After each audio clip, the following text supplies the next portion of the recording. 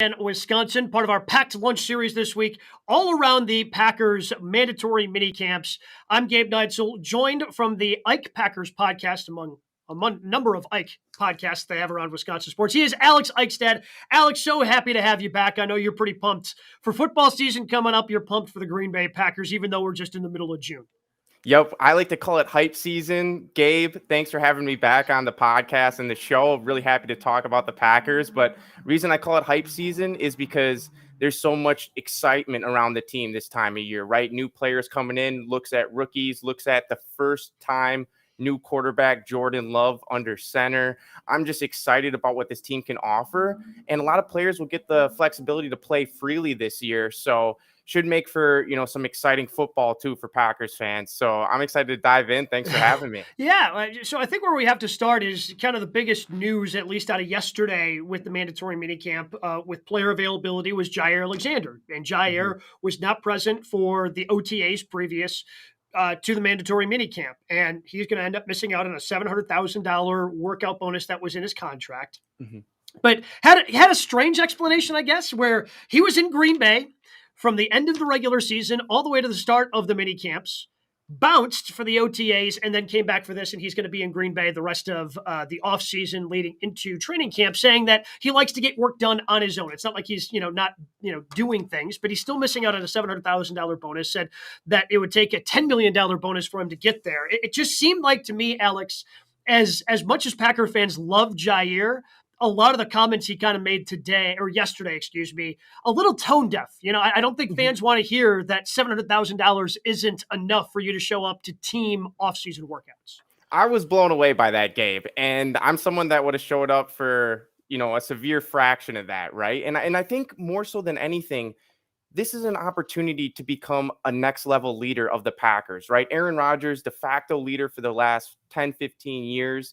Now comes an opportunity. Is it going to be Jordan Love year one? I think he's going to kind of let some vets do that. So Jaire Alexander was the default number one player on this roster. Aaron Jones, you could argue, on the offensive side. And for Jaire to kind of skip the offseason workouts, I'm okay with him doing his own thing and being great. It's like, Jaire, you can do that any other time, but set a good tone, right? Be the leader, kind of, even if you don't want to go or if you want, some flexibility with your workouts. Think about the greater good for the team. This is kind of a time to come together, build some camaraderie in a good way. I thought the boat party that went on a few weeks ago, if you're not familiar with this, some of the Packers players went on a boat party over Memorial Day weekend. I thought maybe that it was a good attempt to try and build chemistry, but didn't necessarily do it the right way I would have gone about it. And so, mandatory camp, you want to see everyone showing up with excitement, and to not necessarily have your number one guy on the roster. I understand the frustration there. I was frustrated with that and a little actually caught off guard because for Jaire, he seems to do a lot of the right stuff, but this is one where I think he kind of miscalculated and maybe just might be tapping too much into his own process. How do you feel? So, I'm not at all concerned like that Jaire is going to show up out of shape in camp or he's not going to be ready to play football. But the issues that I have are the expectations were through the roof for this defense last year, Alex, and they didn't live up to expectations. They finished 17th in yards, 17th in points per game. And a big part of that was miscommunication among the secondary. Joe Barry, the defensive coordinator, was not on the same page as the defensive backs, right? Like Jaire, a couple of times in the media, talking about how he didn't want to play zone, wanted to play more man-to-man. And you saw some of the success he could have late in the season when the Packers boat raced the Vikings, and he shut down Justin Jefferson in that second to last game of the year. And it was probably the best game of the year overall, offense, defense, special teams, everything for the Packers. Interviews. But, yes, everything. And I would love it. I would love them to try to attempt to get on the same page. And his defensive backs coach isn't there anymore. Jerry Gray left, and they brought in somebody else. I would have just liked to have seen him there for those 3 weeks. And now, again, he's there this week because it's mandatory, and he could get fined if he's not there. But I would have loved to see him there for those 3 weeks just because I don't want them early in the season to still have some of those miscommunications. And look, I mean, to me, some of this is on Joe Barry for not putting his players in a better position to succeed in terms of playing man-to-man versus the amount of zone that he plays. But I just don't want to see those miscommunications early in the season, because you do have a new safety in Jonathan Abrams, who's now going to be, Jonathan. Now I'm blanking on his name. Jonathan Owens, who has come Jonathan in, Owens. Yep. he could be a starter at safety. Darnell Savage, who was benched for a lot of the miscommunication stuff last year, he's going to be back there at safety. Keyshawn Nixon is going to be getting a really good look at that nickel back. So there are a lot of moving parts in that secondary, and I would like to see them get a little bit more on the same page. Not that these last 3 weeks and Jair being there would have solved all the issues. It just would have been a nice, to me, to kind of start getting everybody on the same page now, so you can continue to build upon that when we hit late July and they're going to training camp and they have the 3 preseason games and the joint practice with the New England Patriots. That's what I would have liked to see. And like you said, we just kind of dealt with Aaron Rodgers not being here the last 2 years, and he was criticized heavily for not coming. And Jair's probably going to be one of the defensive players with a C on his jersey. I would have liked to have seen him there the last 3 weeks. Well, you brought up the defense last year, kind of dropped the ball. I think expectations just went up for Jair Alexander. This is something people are going to be paying close attention to, just like how Rodgers missed the previous off seasons. It's kind of becoming a culture in a bad way for Green Bay. The stars kind of separating themselves from the rest of the unit. And it makes me almost think of Axl Rose from the band Guns N' Roses. From GNR. Did not think we'd be getting a GNR reference. I love it. If you're familiar with Guns N' Roses, Axl Rose used to, ultra talent head, vocalist. He used to not show up for some concerts or show up extremely late. And I'm sure, it didn't help the situation in the band, in the locker room. And I think that's the same case here. I'm not worried about Jair Alexander. Like you said, he is a talent. He has his own way of doing things. He's kind of always been a bit, I don't want to use strange as a word, but just unique. He's unique. He's brash. He's outspoken. And I think that's just part of who he is, right? I think that's part of why he's been successful in the NFL, making the transition out of Louisville. That's why he's been so good for 6 years. And he's got the confidence, right? I'm sure Jair, he brought up the fact that he's been a Pro Bowler twice. He's been an All-Pro twice. But man, how about the year that you got a lead on the defense? No longer is Aaron Rodgers here to carry you. And I think this is going to be a make or break year for a lot of Packers players, a lot of players who were paid large amounts of money during the success of Aaron Rodgers. Well, now he's gone. Maybe he, took care of some of the mistakes for the team. And how are they going to do when they have the spotlight, when they have those big dollar numbers next to their name, and there is no Rodgers to kind of take that blame for him? Kind of like when Ryan Braun retired, and also Christian Yelich, he became the target for a lot of Brewers fans and baseball fans. Now there's no more Aaron Rodgers to kind of take that deflection, that blame. So I would have loved to see Jair there, but I'm still confident he can be a top tier player in this league. Yeah, he's like you said, and I said, I have zero.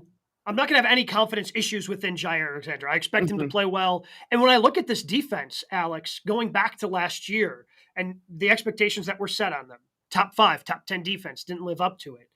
And yeah, they have a lot of talent, but outside of Jair Alexander, I see a lot of ifs when you start going up and down the depth chart.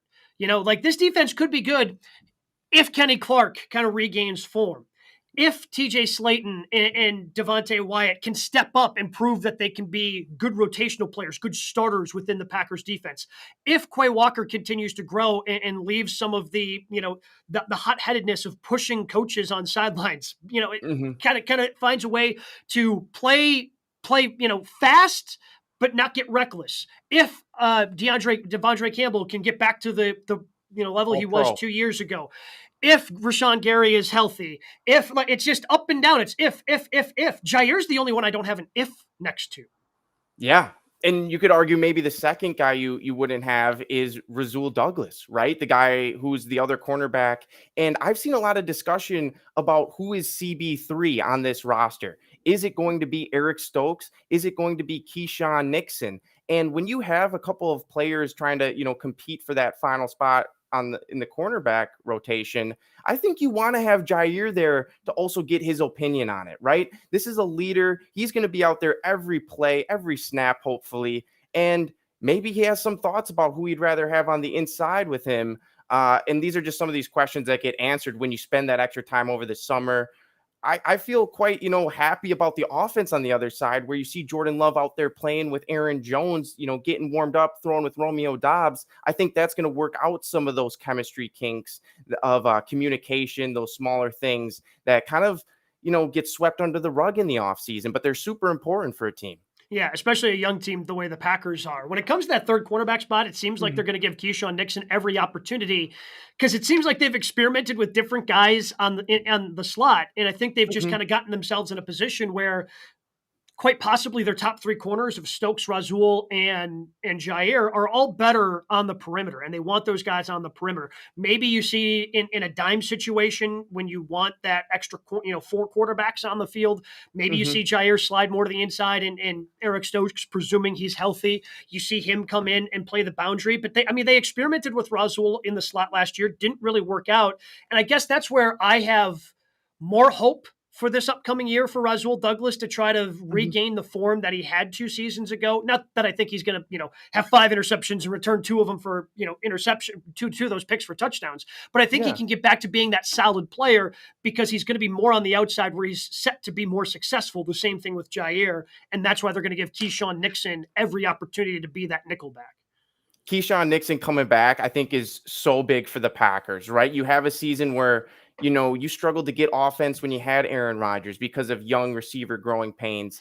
So you have Keyshawn Nixon, free agent. When he came back to Green Bay, I was electric because he's going to make some plays on special teams that'll give better field position. And he's one of those players where if he gets the ball in his hands on defense, that might be a house call, kind of similar to Charles Woodson, how he was always looking end zone because of those kick returning days in college when he was at Michigan, taking it in the house, playing a little offense. Keyshawn Nixon has those ball skills that can really translate to defense when he gets that ball in his hand. I'm excited for what he can do. Another player who I think will help out just the overall secondary is actually first round pick Lucas Van Ness. When you add another defensive end in there who is a big player who can play in the trenches, who can also rush the quarterback, I think the pressure numbers and the sacks are just going to go up on Green Bay. This is probably what Goot's thinking. And that will, create more opportunities for guys like Douglas, Jair, and Keyshawn to make plays on the ball in the secondary. Hopefully the safety situation gets sorted out soon. That's a position group I have my eyes on. Yeah, well, I know you're excited for Lucas Van Ness because that was the Mhm. player you predicted for the Packers to take. So you got to Yep. take your victory lap on that one, predicting that's the guy.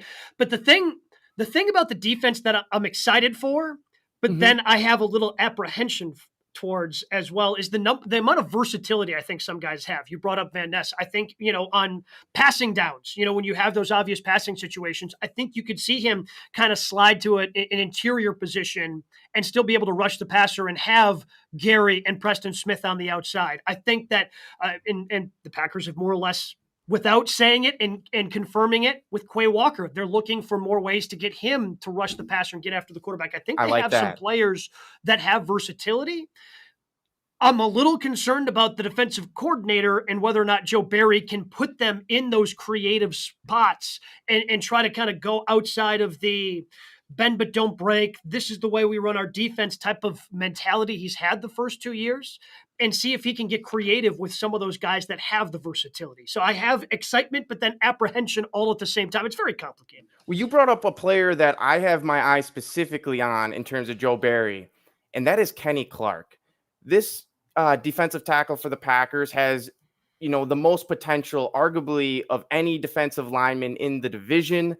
Yet, for some reason, it's like Kenny just can't realize it. He can't take that next step. And that's where you're hoping a defensive coordinator that you retain after a pretty, underwhelming season. Maybe he could have been let go. I was in that camp. I'm You okay with weren't him alone. getting no, and I wasn't alone. So Packers fans, I was right there with you. But Joe Barry has to find a way to get more sacks out of Kenny Clark because he's making a boatload of money, and I'm okay with, having a big guy down there make the money, but he has to be producing in terms of sacks. This Packers team has to get more pressure on the quarterback. Rashawn Gary is no longer a guarantee to come back and produce the way he was before his injury. He's kind of an unknown. I'm with you. I feel a lot of unknowns around this team this year. I think that's just a general state. And it's okay. It's a growing year, a transitional year, but I also want to see people being held accountable. I think that's Joe Barry. What can you get out of guys like Devondre Campbell? What can you get out of guys like Kenny Clark? He's got tons of talent on defense. I want no excuses from him. And then on the offensive side, Matt LaFleur arguably had his shot with Rodgers and couldn't get it done. Now he has his quarterback of the future, Jordan Love. I think he needs to have some accountability as well. This is your year, man. It's not just a free-for-all year. You can go 4-13 or whatever. I think I need to see some serious growth. He's kind of put a lot of pieces in play to get to this point. This is not just some random year where you went 3-14 last year. This is the Packers. We have a winning culture, and I expect the Packers to win again this season. Yeah, I guess I'm not expecting them to have a necessarily a winning season, and I'm okay taking a step back because I just think of Brett's first year in 1992. Yeah, they went 9-7, but they weren't a playoff team. I think of Aaron's first year back in 2008. They were 6-10, but there was a young core there that you saw start to grow and you could get excited around. And that's what I'm looking for. Like if they lose a game, 27-24, but Jordan Love is taking those necessary steps forward. Yeah, losing stinks and you would obviously rather win, but I'm just looking for the team to start to trend in the right direction. There's $50 million plus in dead salary cap money, a big chunk of that obviously being the $40 million for Rodgers. There's going to be some dead cap again next year. I just think that these next two seasons, you're trying to start to build up to try to really make an honest run for something in 2025 when maybe you have a little bit more money. You can go out and make a splash in free agency and the way that Gutekunst did in his first year in Green Bay when he went out and got the Smith brothers and he was able to grab Adrian Amos and it was able to get Billy Turner on the offensive line. So once they get that money back, maybe he can go out there and make some of those splashes. But the offense, man, I just don't know what to expect from this offense because Aaron Jones this is probably his last season in Green Bay. He's got a big cap number next year. I'm curious to see how they use him. And without a veteran wide receiver, I think there are going to be some still really growing pains. Christian Watson was fun to watch last year. Romeo Doubs made some good strides last year. But it's still a process. These aren't guys like Justin Jefferson who are A, first-round picks, and B, played in major college systems. We're talking about, FCS players. Nevada. Nevada. We're talking about South Dakota State. We're talking about, it's a transition to the NFL, and now you have a new quarterback, and you got to get used to what he's seeing and try to get on the same page as him versus Aaron Rodgers. It just seems like this offense is going to go through some growing pains. Not that that's a bad thing. It's just I want to see I want to come out of this year with like 3 or 4 guys, with Jordan Love being one of them, where I'm going, yep, this young core is going to be a lot of fun to watch them grow. You could argue it's imperative that Christian Watson has a successful year too, because Romeo Doubs, I really see potential there, but I'm not necessarily sold on it if he's a legitimate wide receiver too. Packers fans, maybe you disagree with me, Gabe, maybe you disagree with me, but we talked about on this last week's show, the Ike Packers podcast, what about DeAndre Hopkins? Is he the player to bring in as a veteran into this wide receiver room to open up space for the tight ends, to open up space for Christian Watson, Romeo Doubs, Jaden Reed, and really give Jordan Love kind of like a little bit of a cushion in his first year as a starter? It's important that he's successful. And how do you make him successful? You give him some guys to throw to. Aaron Rodgers struggled with these guys. And frankly, when it got cold, Romeo Doubs, he didn't look like the same player. So I need to see him really make great strides year 2. I love what I'm hearing out of training camps camps so far, OTAs, working with Jordan Love. I think there's a lot of potential there for him to be a great player. I'm not sold. Christian Watson is the only guy I'm really sold on in this receiving and tight end room so far. And so got to feed him. I think he should end up with the most targets, the most catches, and really the most yards and touchdowns on this team, on this offense. Aaron Jones is kind of the de facto number 1 that the Packers will probably try to use. I'm not so sold that he'll be able to deliver, the results that Packers fans are hoping from him.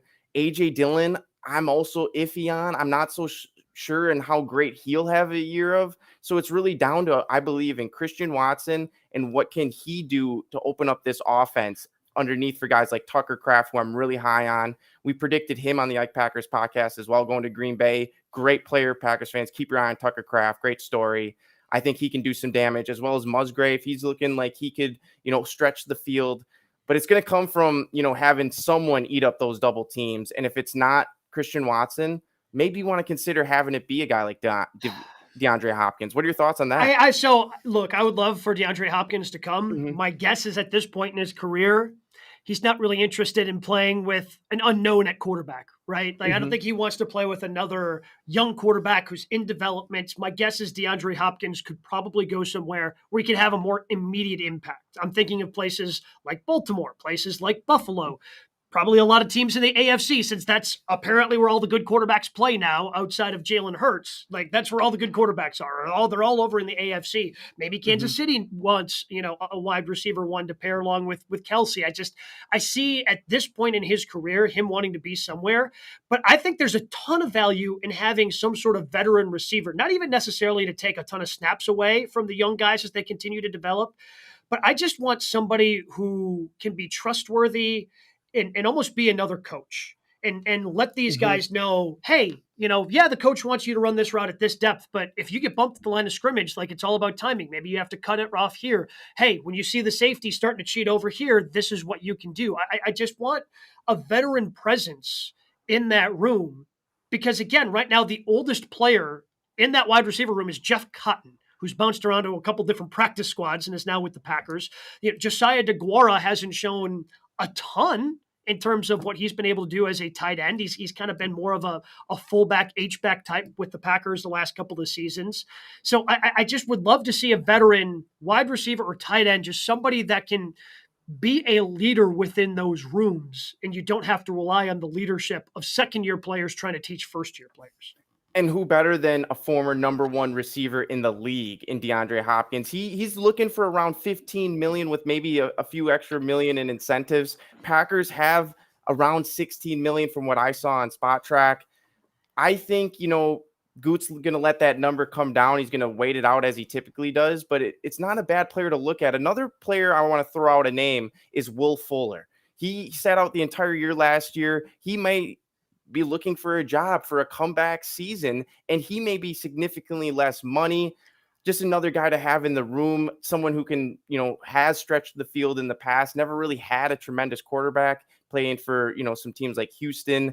And I think Jordan Love offers a lot more than a guy like Kyler Murray. He offers a lot more than some of these other quarterbacks who have more hype. Love has got all the intangibles. That's what makes me so excited about him. He's got the deep throw. He's got the mobility in the pocket. He's got the height, the size. It's really about what can he do? And we don't really necessarily know that, but the things we're hearing so far out of training camp out of OTAs and practice is that they're very, athletic and that he's ready. That's what Aaron Rodgers has even confirmed. So I'm excited. I think people are sleeping on Jordan Love in a little bit of a way because he's such a quiet guy. Yeah, he really is. Quickly on Will Fuller. I've been out on Will Fuller in the past when like his name's come up with Packers fans. I think for forever, back when they had Devontae Adams, he'd be a good guy to pair Devontae with. Take the top off the defense, be that guy. And he's just had so many injuries that, you couldn't rely on him to be that guy with Devontae. In a season where maybe the expectations aren't as high and you're just looking for that veteran presence, I could be tucked into Will Fuller a lot better because even if he's injured at practice, he can still have a presence and have a leadership role within that wide receiver room. In terms of Jordan Love, what are your expectations for Jordan Love? What do you expect out of a quarterback who's been in the system now for 3 years, but now is getting his first chance at starting? I expect Jordan Love to be exciting. And this is what I mean by that. I expect him to have games over 300 yards passing. I expect him to have games with 4 touchdowns passing. I expect him to make highlight plays. And I would say in terms of the wins-loss range, I think he's going to fall from 6 to 9. 9 being the high side, most realistically around that 7-8 range when you look at the schedule. It's not the most difficult schedule on the looks right now for the Packers, but I expect him to be very competitive. And where I see him maybe struggling is closing out games, right? If the Packers are winning, does Jordan Love have what it takes to kind of slow down the game and really just, get that W? Those are going to be some of those pains I expect to see with Jordan Love, but he's got a great defense, a lot of veterans on the offensive line. The O-line is going to keep him upright. He's got new weapons. What he doesn't have is a veteran receiver. We're Mhm. going back to it because we lost Randall Cobb. Packers lost Alan Lazard. You think about even guys like Sammy Watkins, Devin Funchess. There's always been a bit of a veteran presence in these locker rooms over the last 12 years, going back and forth. And so this year to kind of just roll it out with all youngsters, I'm not so sure that's a great decision because we could be very well staring at week one with no one open, double teams on Christian Watson, and just Aaron Jones getting smoked in the backfield, and that's what I don't want to see for Jordan Love. I want to see some options. I want to see him have a chance to be successful, and I think adding another player really is a necessity here for Green Bay. I understand this can be a double-edged sword Mm-hmm. because then you rely on it too much. But I'd like to see somebody that could develop to be that security blanket for Jordan Love. And it's tough to be that security blanket when the game's still coming at you and you're a little overwhelmed as a young player. Brett Favre had Sterling Sharp. When Aaron Rodgers took over, yes, Greg Jennings, and you had a young core that Rodgers continued to grow with, but Donald Driver was still there. Yeah, Double Like D. he ended up being the all-time leading receiver for the Green Bay Packers. So you still had that veteran that Aaron could rely upon as he grew with some of the younger players. That's what I would like to see. Maybe they wait until training camp, see how things start to progress during training camp, and there's a receiver who gets released, or the Will Fullers of the world are still out there, and you feel like you can bring one of those guys in. I'm just really curious about the decision to just be this young on offense because it's just going to continue to get younger. Like we said, I don't think Mm-hmm. Aaron Jones is back next year just based on his contract and what that number is for next year. Same thing with David Bakhtiari. The way that they restructured his Yep. contract, like this is it for David Bakhtiari in Green Bay. So it's only going to continue to get younger, I think, going forward. So having just one person that can help be that veteran leader and help kind of show this team, hey, this is what it takes to kind of take those steps from year one to year two to year three. I think having those veterans, Green Bay certainly has undervalued those at times. I think they could really use one on that offensive side of the ball. Well, also, Packers fans, let's not forget about the surprise cuts that we see every Yeah. year in training camp, right? Josh Sitton, then it was Mike Daniels, right? There may be all of a sudden David Bakhtiari, he's gone, or maybe a player such as AJ Dillon. We propose that maybe. I don't know if it's going to be this year, maybe next year, but there's a lot of players out there who are making decent money with the Packers in a year where they have to kind of prove it. And if they don't have it in the training camp time, I don't, I wouldn't be so shocked if one of these high paid players gets cut to open up some more money for, an offensive weapon or for just another pass rusher. There's also a couple guys out there on the market, such as Jadeveon Clowney. I'm not totally psyched on him, but he bring him in, like he might add a couple sacks if you have the flexibility with the cap and kind of these short-term commitments. I think it's a win situation for Green Bay to, roll the dice with some guys in this year. It's a roll the dice type of year for the entire, organization, moving on from Aaron Rodgers. So the pressure there to at least be respectable, to kind of set it up for that 6 to 9 win season, such as, Rodgers and Brett Favre had before Love. I think it's very crucial on both LaFleur and Gutekunst, more actually than Jordan Love, to have this success, because the defense is the strength of this team. And, you got to give the guy someone to throw to. The defense should be the strength of this team. I will say that. I don't know if it actually will end up being the strength of the team. I would agree that it should be the strength of the team with some of the talent. But again, there's still so many ifs to me on that side of the ball. There's a lot of ifs on the offensive side of the ball as well. And it just feels like, and the NFL can change overnight in terms of players getting added here and there. But the NFC North itself is in just such an interesting position, Alex, because you have the Bears, who are still in their rebuild. They had a ton of money this year. They're still building it up, trying to get, a better offensive line, more weapons for Justin Fields, and try to figure all those things out. The Lions, I think, are an interesting spot just because, well, everybody's expecting them to take that next step forward. One of their better receivers is going to be out for the first 6 games because he was suspended, and they've got to deal with some of those controversies. Yeah, yeah, exactly. So the Minnesota Vikings, I think are rebuilding. I guess are rebuilding because they're going to have to soon. Yeah, and I guess if they're not quote unquote rebuilding this year, they're going to have to soon. They have to figure out what they want to do at the quarterback position. So the NFC North is a very interesting transitional period, as the Packers are as well. And this year, early part of next year, if this team can show growth, I don't think it's going to, let's say they finish with 7 wins this year. That's not good enough to win the division. But if they show that growth, I don't think it's going to be that long before we see the Packers once again, where we're used to seeing them on top of the division hosting playoff games. And that's a great goal, Gabe, right? If I was in the locker room, I'd be saying, hey, guys, I know, there's no Aaron Rodgers in here anymore, but look at our division. The Vikings, the Lions, and the Bears. There is no Kansas City. There is no elite team. The Vikings had a good year last year, but they were a flawed team. I think just the eye test and the game you mentioned earlier in the show where Jair dominated Justin Jefferson showed that, hey, we have a stopper for Justin Jefferson. We don't have to fear this Vikings team anymore if we kind of play to that same strength. The Vikings were 13-4 and had a negative point differential on the season. Hey, what does that tell you? They were, yes, it was a very flawed team, and they've lost some of their better players. They've gotten rid of Cook, they got rid of Za'Darius. They're listening to deals on Daniel Hunter. Like they're just trying to figure out how to get under the cap. Yes, they've got some really good players, but at the same time, they're kind of going through. I think they're just trying to retool instead of making an outright rebuild. Yeah, but they're losing some pretty good players in the process this offseason. And then you have the Bears, right? The Bears, I'll give them a little bit of credit. They fleeced the Carolina Panthers, in my opinion, for that number 1 overall pick. I don't think Bryce Young's the guy. And so they reloaded in draft picks, but they have kind of a culture of losing, right? You go 3-14, Justin Fields is going to have to snap out of that. He's going to have to turn that program around, that, organization around. That's what I'm afraid of with Jordan Love. I do not want to see his year 1 have 4 wins, 3 wins, 5 wins, because it's really a 2-year test with this guy. The 2nd-year option was picked up, or the 5th-year option for Love, so that he can, have a 2nd year starting. It seems like he'll have 2 years to give this a go, see what he can do as the number 1 guy. And so, hey, the worst thing you can have is a year like Justin Fields, where you're near the top of the draft. And you only have 3-4 wins and you're thinking about selling off players, blowing it up. I think, with these teams in the division, the Packers can get these wins. I don't see an exceptional defense, not on the Lions. I don't think they had a great draft, drafting a running back out of Bama, top 10, drafting a linebacker in the first round. Not necessarily premier positions.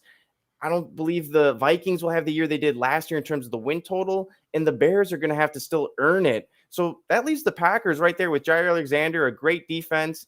I would have loved if he had shown up, but it's like Packers are still, I believe, right there to win that division. Why can't they, right? Like, why can't they, breaking down the rosters? Who's the biggest competition? Is it the Lions? It's the Lions. I think it's. I think everybody's on the Lions. The one thing I will say about the Bears is I've liked a lot of the moves they've made, and that's like the first time in like a decade where I'm like, ooh, Bears are actually making smart decisions. So that's terrifying as a Packers fan. We don't have to spend too much time on that. Yeah. But I think everyone's expecting the Lions to kind of take that next step forward because they're that young team. They can be a fun team. But again, they're number 1 pick from last year. A guy I'm really high on, Jameson Williams, is going to be out for the first 6 games this year. They decided to get rid of Jamal Williams, who led the league in touchdowns last year. Not that he was their stud starting running back, but he certainly played a role on this team. The Lions are getting better. I still have questions about Jared Goff. I think everybody does. I think he's just kind of an average quarterback at this point. He can light you up from time to time, but they're still, they have to take that next step, a step that they haven't taken in a while. I really like the Packers' young roster. I think it has some talent. It just needs to now become seasoned talent, that you need to be able to harness that talent and actually put it into production on the field. And if we're talking brass tacks, like what are the 2 ways the Packers can actually do this and win the division this year? I think Goot saw this. Number 1, pass rush. Packers need a better pass rush. They got to get after the quarterback. They have to get more sacks. That's going to just lead to, more chances for the offense, more chances for the secondary, which is proven to be pretty strong, a strength of this team, if not the strength of the team. And okay, pass rush, secure Lucas Van Ness. That's a win. And then also, number 2, Jordan Love, right? Keep him healthy. Packers don't have a veteran backup quarterback right now. I don't want to throw it out there, but what happens if Jordan Love, gets banged up a little bit, right? You're gonna need to keep him upright. So Jordan Love You got to do well for him. I think getting those offensive weapons in the draft will certainly help between Musgrave, Kraft, and Reed.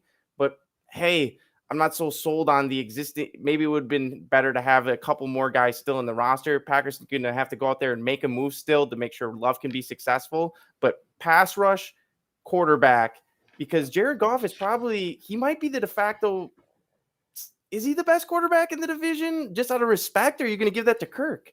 Well, look, I have a long running history of saying Kirk Cousins stinks, so I'm not going to give it to Kirk. That's just me. I'll give I it to can't. Kirk. Yeah, Okay, yeah. if you want to, Alex, I'm not going to stop you. I can't give it to him. Yeah. And I think Justin Fields is going to be a really good player. I think he's got a lot of potential. I'm fearful of him as a Packers fan, but he's not. I mean, he's not at the Kirk Cousins or Jared Goff and Kirk Cousins are very interchangeable. I guess I would lean towards Jared Goff just because I feel like every big game Kirk Cousins ends up shrinking, and at least Goff went to a Super Bowl. Granted, he had a great coach and a great cast around him, but those two are very close. To me, they're just very average quarterbacks, and you have an opportunity. To kind of rattle their cages a little bit if you're the Packers fan. If you're the Packers defense, you brought up an interesting point with the backup quarterback situation for the Packers. Mm-hmm. And I would not mind to see a veteran be in there, not just because if Jordan Love goes down, how are you going to win games? It's to me about the continual development of the young players on the roster as well. Because if Jordan Love goes out and Danny Etling's going to come in, whoever ends up coming in, they're going to be young, and it could stunt the development of the two tight ends you just drafted, of the young wide receivers that you have. If you at least have a veteran presence in there that can run, at least the basic part of the offense, those young receivers and that young talent that you have, they can continue to develop, even if Jordan Love happens to miss 2, 3, 4 games, if he ends up, hopefully he doesn't, with an injury. And the thing I think that you brought up about Justin Fields is just why he's a threat to Packers, in the division, is we got to see him at Ohio State and what he could do with leadership, kind of as the de facto guy for an Ohio State team. He looked good. I think, in general, I feel quite safe drafting him too if I was Chicago. But on the flip side, he is not a premier thrower of the ball. He's a run-first quarterback. I think that's still his strength. And so there's some limitations there that Jordan Love just doesn't have. Jordan Love has the arm. He has the strength. And we just don't know his style yet. Is he a gunslinger like Brett Favre? Is he kind of a more conservative passer like Aaron Rodgers? Or is he a guy that's great outside the pocket? We don't know this yet because we haven't really seen enough game action. He's looked decent. I think that's where, the question mark is. The Packers are the question mark in the division, but what we do know is there is really no Super Bowl contender out in the division. There's no Super Bowl contender in the division. No. Somebody has to win the division. Yeah. But, the Vikings were the only team that went to the playoffs last year, and they lost at home to the Giants. I don't think nobody in this division is striking fear in anybody else in the NFC. I think you have the two teams at the top with the Niners and the Eagles. I'd probably put the Cowboys at number 3 if I'm power ranking them, and then a bunch of teams that are going to have to try to battle it out for the final 4 spots, including the divisional winner out of the NFC South and the NFC North. Both those divisions not very good, and the Packers fortunately playing the NFC South this year. Well, you looked at what the Eagles did in the draft, right? They drafted 2 more guys out of Georgia to add to their defensive pass rush. Nolan Smith and I believe Walker, maybe arguably the top overall defensive prospect, had a few issues, but they understand the strength in a good defensive pass rush and a good D line.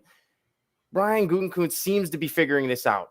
I'm just concerned is if he's hitting on the right guys. Kenny Clark is one of these ifs that you mentioned. If Kenny Clark has 8+ sacks, the Packers will win the division. If Kenny Clark gets anywhere near 10 sacks, Packers will win the division. That's kind of like a great goal for him.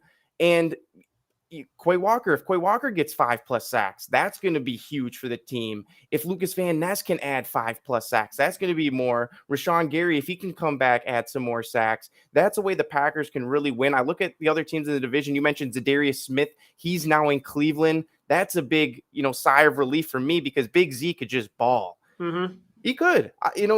whether you want to say he was a great leader or not, whatever, but he could ball, he could get the quarterback. And Detroit, they have Hutchinson. I think he's going to make another strong year, but maybe they'll regress after such a, strong year last year. Jamal Williams seemed to ball out of his mind last year. As a Packers fan, just kind of watching him, scored a lot of touchdowns. Maybe they'll regress a little bit. Maybe these wide receiver issues will cause some problems on the offense that people aren't expecting.